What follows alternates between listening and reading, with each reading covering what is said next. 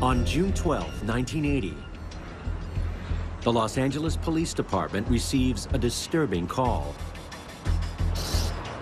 While picking up trash along a freeway ramp, a highway worker finds the bodies of two young girls. They were both semi-nude, hidden under some brush, but you could see them from the roadway. They both appear to have been shot in the head. There wasn't a lot of blood at the crime scene, which indicated they were obviously killed somewhere else and then brought here and dumped. Police scour the area, but find no evidence that identifies the victims or their killer. The two victims, they were young, they were minors, so a check was made on possible runaways, missings, and through that process, it was found that they were both run away from the city of Huntington Beach. They are identified as stepsisters, 16-year-old Cindy Chandler and 15-year-old Gina Morano. Police are surprised by the violence of the crime. There's a lot of questions because of their age, the method of how they were killed, and the isolation area where they were dumped. Gina was shot twice in the head. The coroner recovers two .25 caliber bullets from Cindy Chandler's skull and chest and reveals she has been sexually assaulted. Investigators question friends and family of the girls and learn they frequently ran away from home. With no other leads, police focus on the bullets and try to identify the gun. We asked through the state all registered owners of the .25 caliber weapon we're looking for, and there was a horrendous list.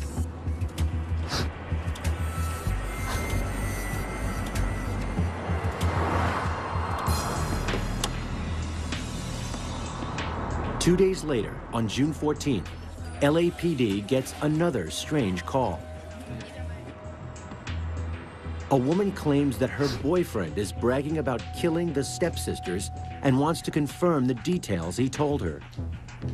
But there was no exchange of information, so she, out of frustration, just hung up. Carol Bundy seemed to be doomed from the start. Born in 1943, she was raised in Los Angeles. She had a terrible childhood, and both parents were abusive alcoholics. Carol was regularly punished very, very badly, very severely beaten, and rejected by her mother. When Carol was 14 years old, her mother died from a heart attack.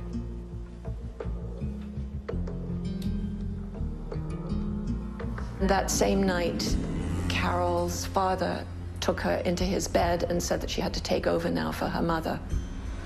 Her father crossed boundaries and sort of set her world into a whole different perspective. After her father remarried a year later, Carol went to a series of foster homes, and her eyesight started to fail. She became very, very promiscuous in high school as a way to get attention and to make herself feel loved by men, and basically that became her sense of identity.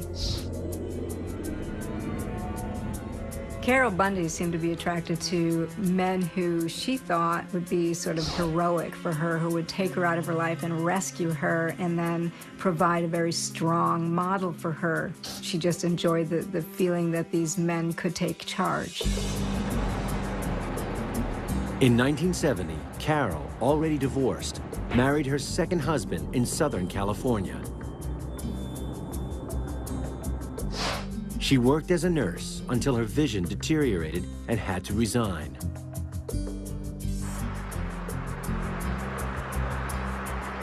After 9 years, Carol's husband became physically abusive.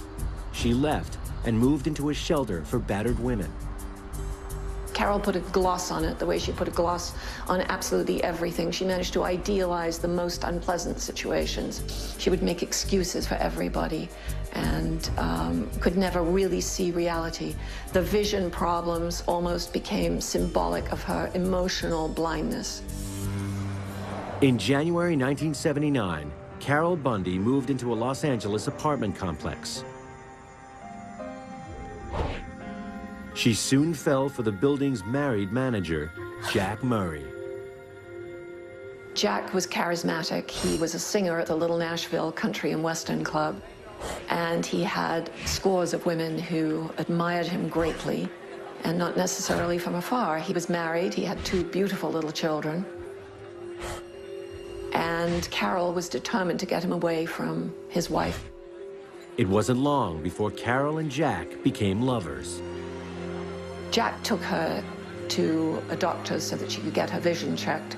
She found out that she was not as blind as she thought she was, that her vision could be somewhat corrected, and that with glasses, the proper eyeglasses, she would be able to return to work. Carol was eventually hired as a vocational nurse at a nearby hospital and continued her affair with Jack. He used her sexually. He pretended that he would leave his wife for her. She stupidly gave him access to her safety deposit box, and he took quite a few $1,000s from her. And Carol, of course, was very angry and betrayed. After a year of waiting, she pleaded with Jack to get divorced. When he refused, Carol tried to bribe his wife, offering her $1,500 to leave him. Jack exploded, absolutely exploded, and ordered her off the property immediately when he found out that Carol had made this offer, paying her off with $1,500. On December 28, 1979, Carol went to the bar where Jack performed. She instantly became infatuated with a man named Doug Clark. She, in fact, was an easy prey, an easy target, because she was such a confused, needy individual with such low self-esteem that she was easy to manipulate.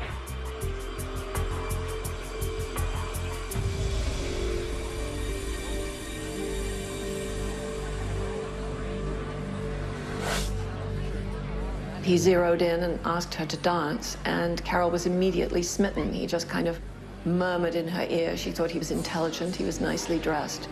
And she thought perhaps this was finally the man of her dreams.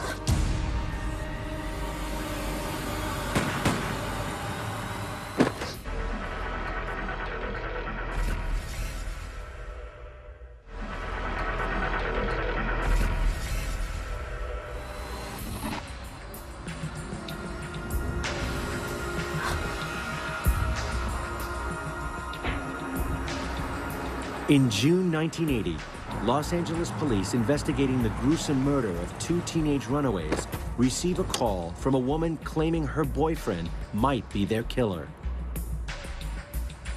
Carol Bundy thought she met the perfect man when she met Doug Clark.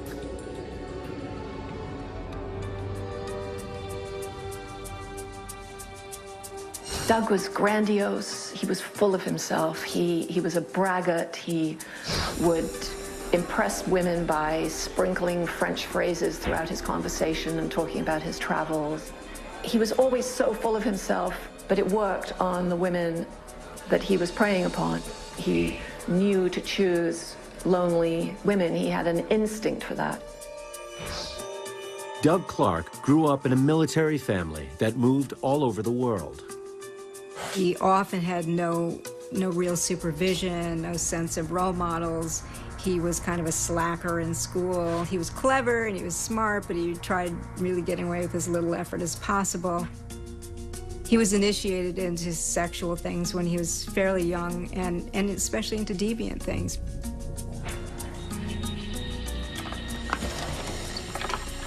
That there was an incident or a couple of incidents in his childhood where his mother caught him wearing her underwear or his sister's underwear.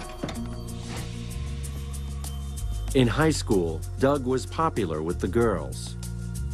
Doug told me he had this taste for kinky sex, which is, you know, a little unusual in a high school boy, I think, who would take the trouble to set up a tape recorder underneath the bed and record his amorous liaisons and play them back for his friends later on. Doug's fetishes soon escalated to role-playing, sex toys, and sadomasochism. These things are now becoming very much part of his identity, and then they become addictions. Like any addiction, your body gets used to whatever it is you're using, and you want more, you want more. It's never enough to stay at the level you're at. You either want a greater challenge, or you want to explore more things like that, or you want to have it more often, but no addiction stays static. It always hungers for more. In 1967, Clark was drafted into the military.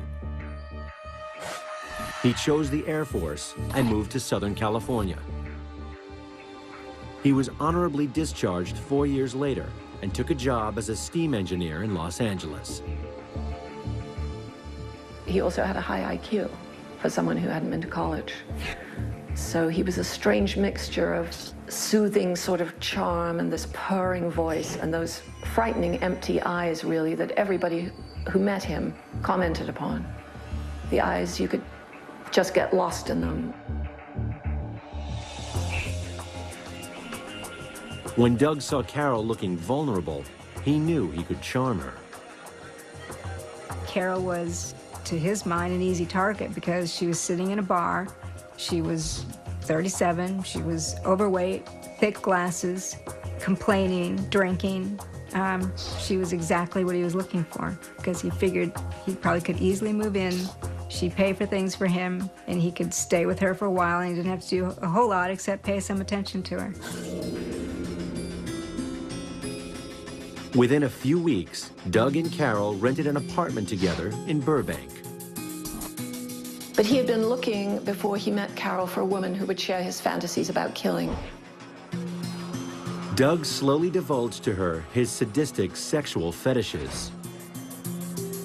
In Carol, he found someone who was receptive, and because he combined his fantasies of violence with lovemaking, it began to sort of desensitize Carol to the idea of this extreme violence.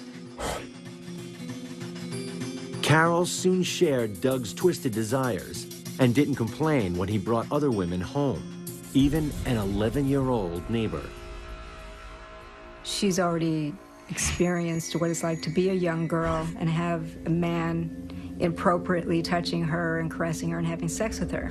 So to see someone like Doug Clark doing this with an 11-year-old would not startle her as it might somebody else, because she's already seen that men take charge, take over, and do what they want. And who is she to question that? On April 24th, 1980, Doug convinced Carol to apply for 2 .25 caliber Raven automatic pistols. Wanting to please him, she willingly complied without question. And so they went to a pawn shop on Van Nuys Boulevard, and they picked out a pair of little Raven automatics, and they called them the toys. One was for Carol, one was for Doug.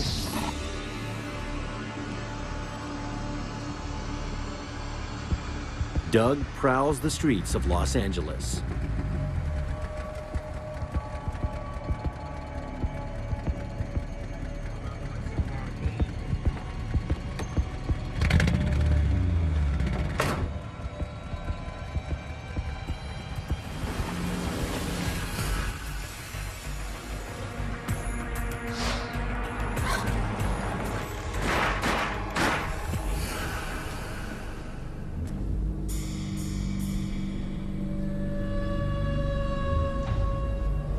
Two months later, Doug told Carol he killed the 2 runaways.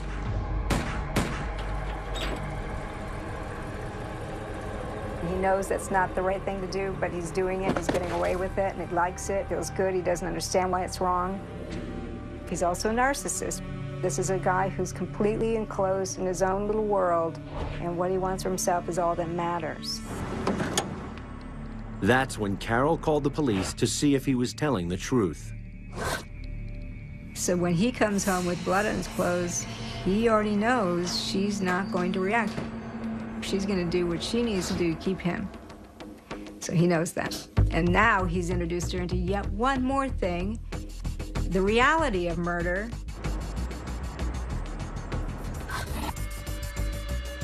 Carol, at this point, is losing touch with reality because she's more and more limited to being around Doug. She's losing all her sense of self.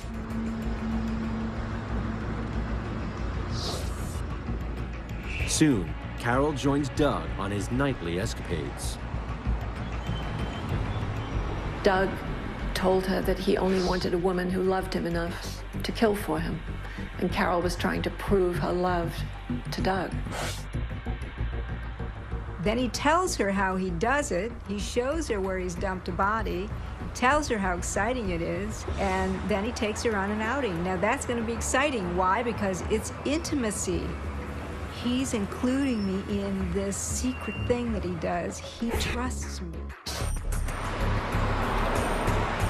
On June 20th, Carol helps Doug kill a prostitute.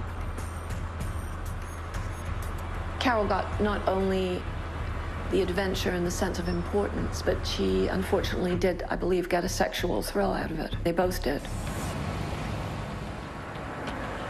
While the police are still investigating the murders of stepsisters Cindy Chandler and Gina Morano, Carol gets pulled deeper into Doug's sadistic web.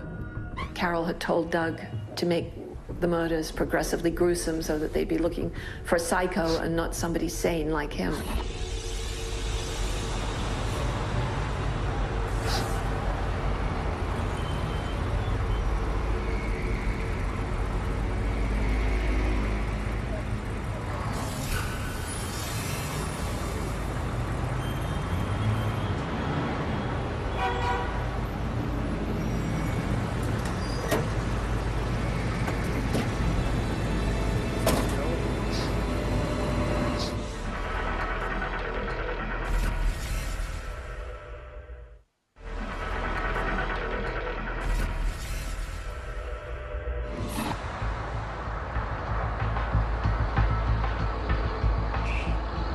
In June 1980, Los Angeles police investigating the murder of two teenage girls have no idea that sadistic killers Doug Clark and Carol Bundy are on a murderous rampage in their city.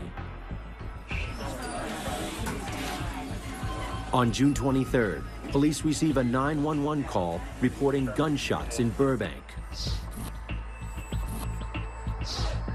When they arrive, they discover an unidentified woman lying in the gutter.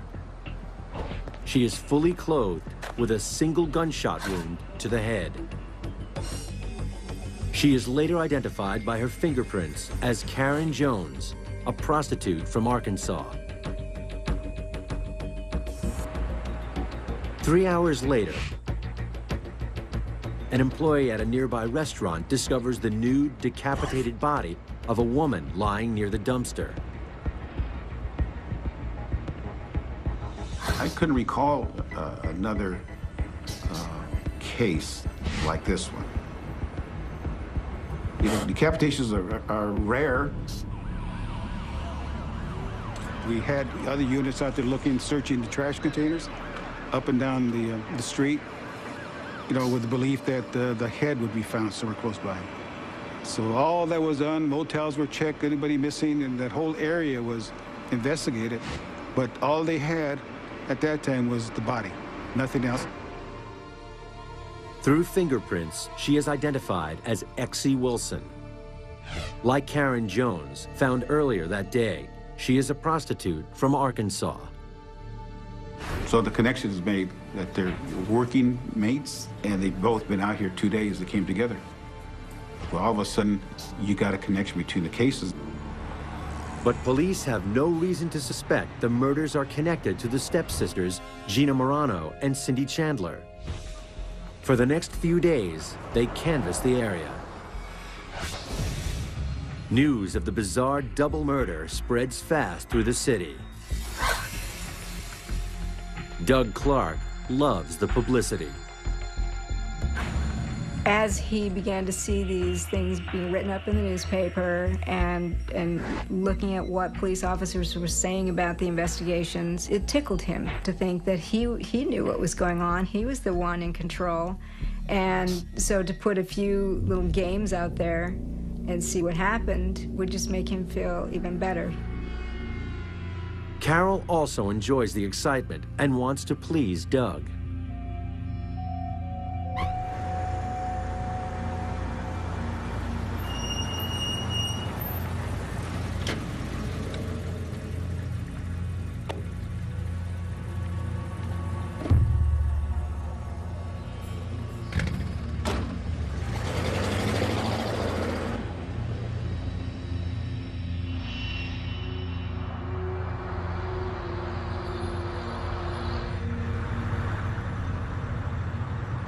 On June 27th, a few miles from where Exie Wilson's body was found, a man stumbles upon a strange box.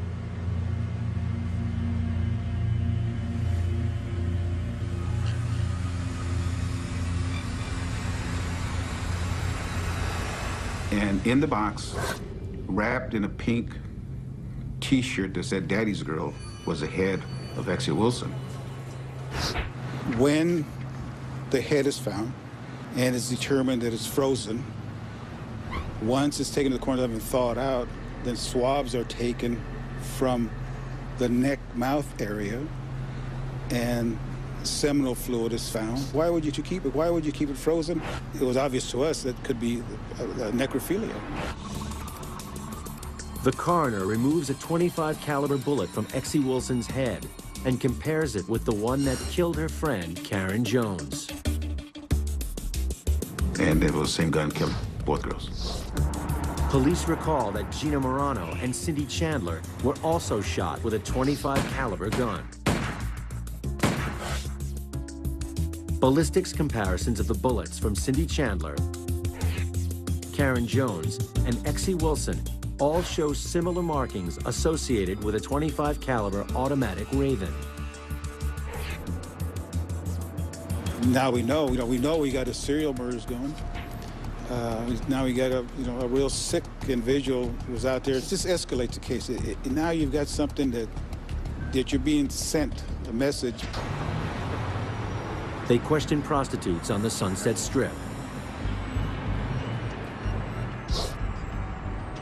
Investigators know there is a woman out there who can identify the killer. The biggest concern is to solve it. That's everybody's objective. When it increases because of this case and its bizarreness, you want to push a little harder to stop it or to solve it. After the discovery of Exie's head, Doug turns on Carol.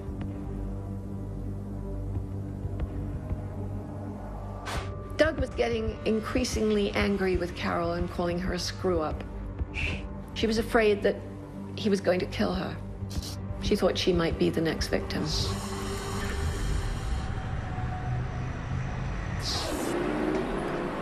A few days later, on June 30th, another body is discovered. Her body is found decomposed in some trash area out in Fournier Boulevard in the valley. She is identified as Marnette Comer, a 17-year-old runaway from Sacramento. The coroner estimates she has been dead for at least 3 weeks. 2 .25 caliber bullets are recovered from the body. And we find that when she was last seen alive, she's wearing a pink shirt with a Daddy's Girl inscription.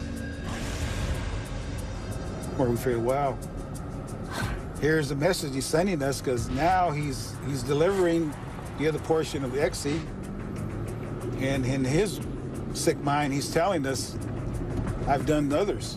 It was frustrating because he's, it's a serious game we're playing here.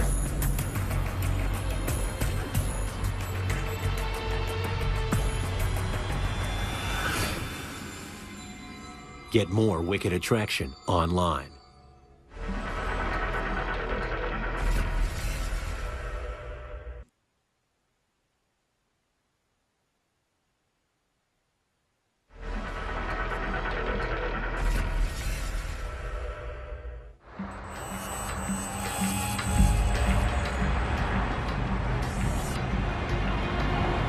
In Los Angeles in 1980, police are on the trail of serial killers Doug Clark and Carol Bundy after 5 women have been found brutally killed.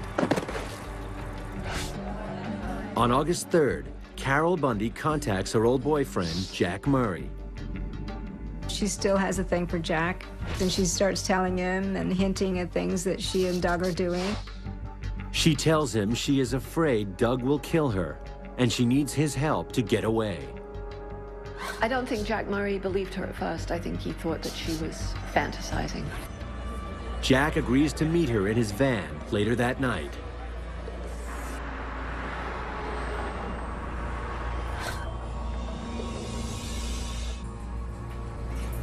On August 9th, residents in Van Nuys contact police because of a foul odor coming from a van parked on the street. Police identify it as Jack Murray's van. I was expecting to find the body of Jack Murray. In my wildest dreams, I hadn't expected to find Jack in the condition that I found him. He was slumped over 2 chairs like a couch and bent over. As I came closer, where his head should be, I noticed a bloody pillow and no head. There was a lot of blood. The body was swollen because of the heat being in the van as long as it had been.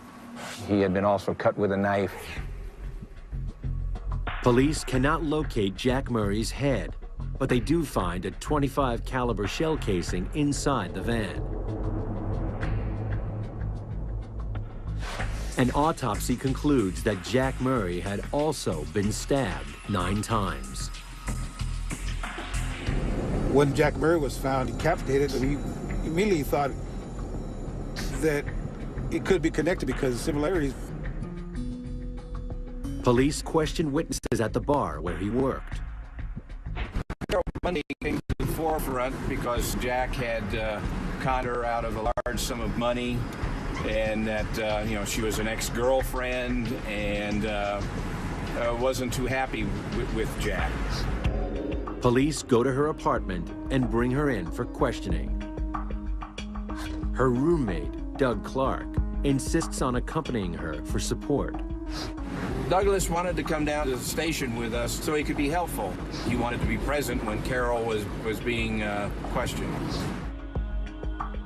Investigators questioned Carol about her whereabouts the day Jack Murray disappeared. She tells them she was with Doug all day.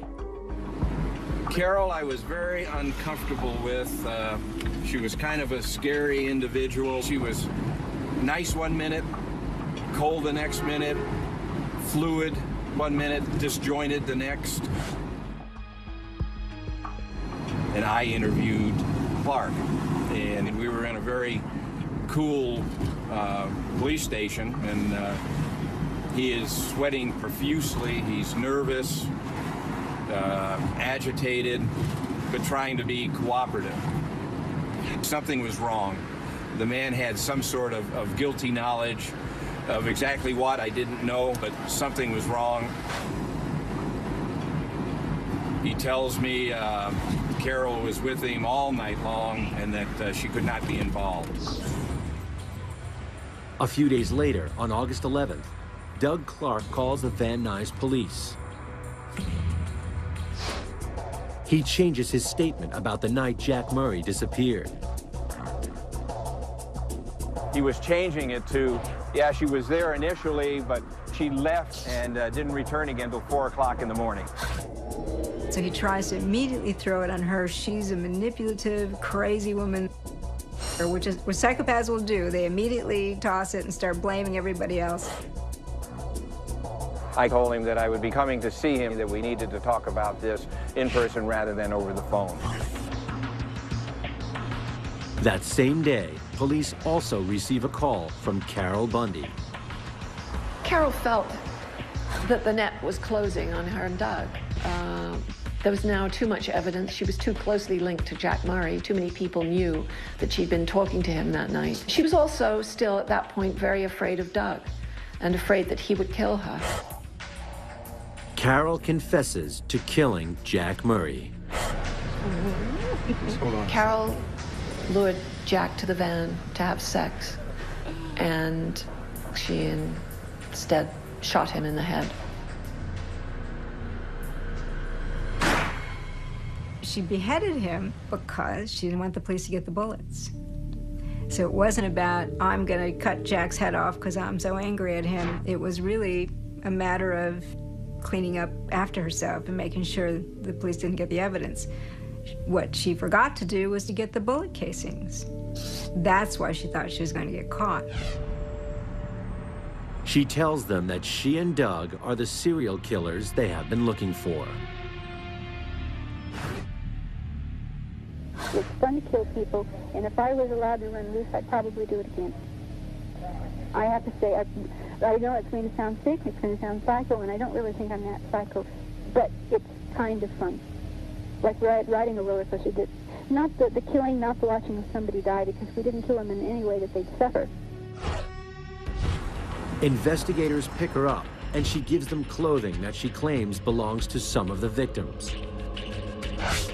She also hands over photographs of Doug and the 11-year-old girl. It is enough to arrest him on child molestation. Van Nuys police go to Doug's work. He sees me and he waves, big smile on his face, and in his mind at that time he thinks we're looking at Carol. It felt very good to shake his hand and put the handcuffs on him. You know, I enjoyed that moment. They hold him on the child molestation charges while they search for evidence to connect him to the murders. While police question Doug, Carol confesses to everything. When they discovered Jack Murray's body, and I want to make this particular clear, because Doug didn't do Jack, I did Jack, that he wasn't in no way involved with Jack Murray's things. So hang him on his own stuff, don't hang him on mine. Police ask her what she did with Jack Murray's head. As Carol described it, she tells Doug, I brought Jack home with me. Doug gets mad. What the hell are you doing? You know I don't like the guy. Why? And she laughs, brings out the bag, black trash bag, shows it to Doug. He looks inside, and they laugh. They left and found an area where the trash was out for the night to be picked up next morning, so they disposed of it. But she brought it home as a trophy to show him that I'm just as good as you. Investigators have Carol's confession, but with no solid evidence to support her statements, they fear Doug will soon be back out on the streets. Typically, in any case, the work really starts after you make the arrest. You've done all the stuff before, all the forensics. Now you've got them. Now you've got to prove it. Doug admits helping Carol dispose of Jack Murray's head, but he denies any involvement in the murders. He immediately said, I did not do anything. She and Jack Murray did this together. They were in on it. Even in custody, Doug's confidence does not waver. He knows the guns are in Carol's name, and that police have no physical evidence against him.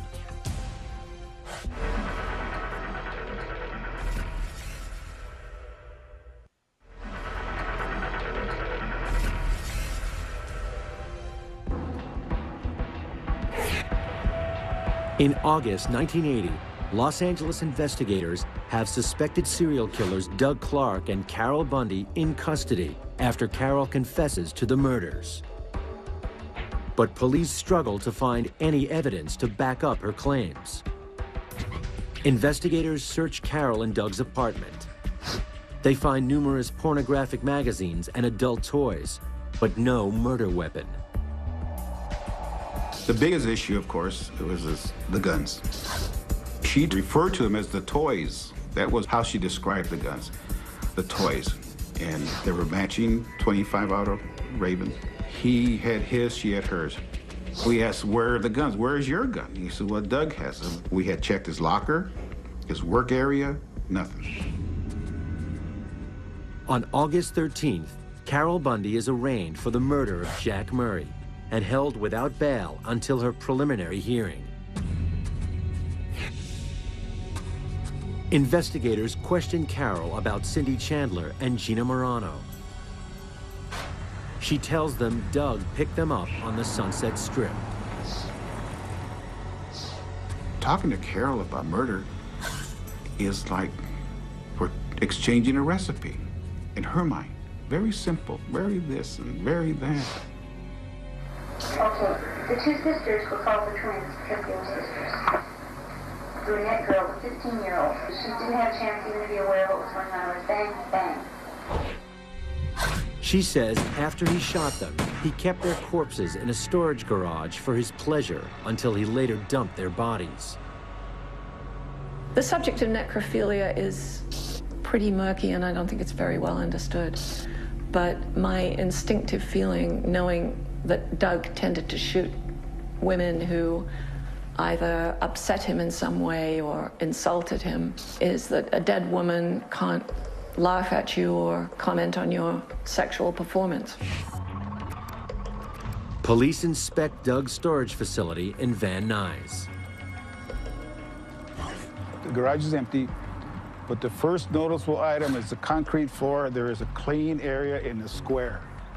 We had been told by Carol about Doug having a mattress in this location, and the remaining concrete floor was just full of a red substance. You can see the coloring of red, drag marks, a bloody shoe print impression on the floor.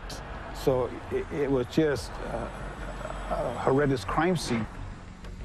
They recall what Doug was wearing when he was arrested. He was wearing a 3/4 high boot. The next morning, he went and took him from him at the jail.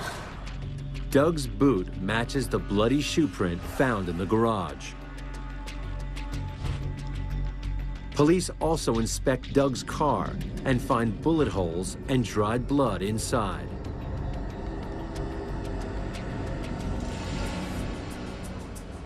Investigators have the physical evidence they need, but Carol Bundy continues to talk.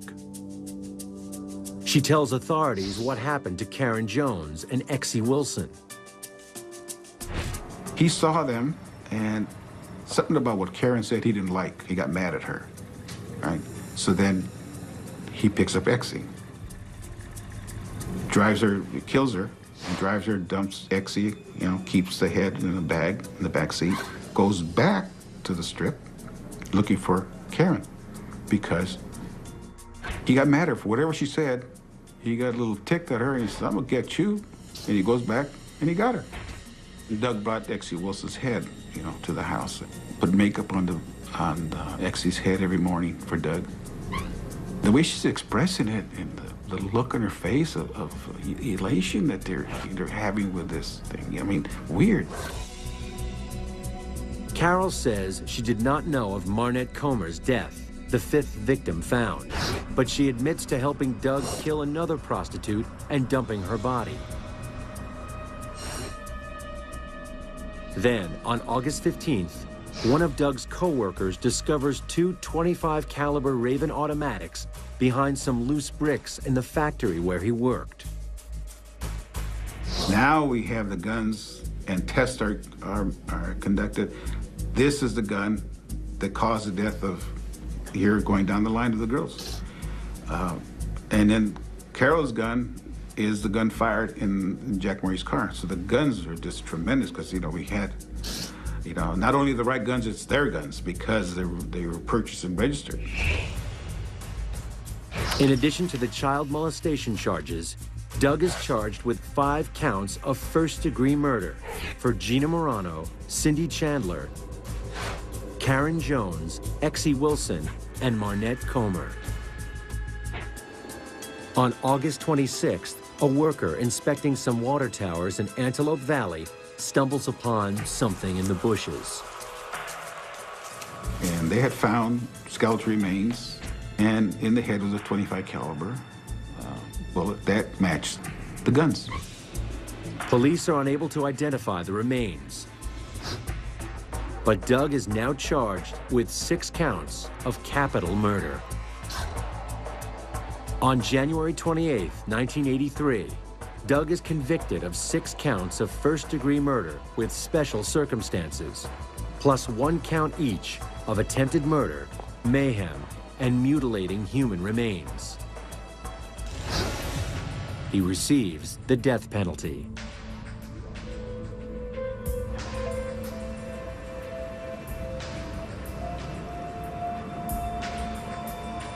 Two months later, a 7th unidentified victim is found. Carol confesses that it is the prostitute she helped Doug kill. Carol is now charged with 2 counts of first-degree murder. She attempted to go in to say not guilty by reason of insanity. That was what she initially was going to plead, meaning I was so under his spell that I was utterly psychotic at the time of each of these crimes. Instead, she realized she had no footing. She was not going to get any psychiatrist or psychologist to back that up, and so she decided to just confess to it and take her medicine, essentially. On May 2nd, 1983, Carol signs a plea agreement that spares her from the death penalty. She receives 52 years to life for the murder of the unidentified prostitute and Jack Murray. I don't think for a minute that Carol would have killed anyone without Doug in her life. She may have had this, and undoubtedly did have an incredible residue of anger in her left over from her childhood. But I don't think for a minute that Carol would have killed anyone if it hadn't been for Douglas Clark. In 2003, Carol Bundy dies of heart failure in prison. Doug Clark still sits on death row.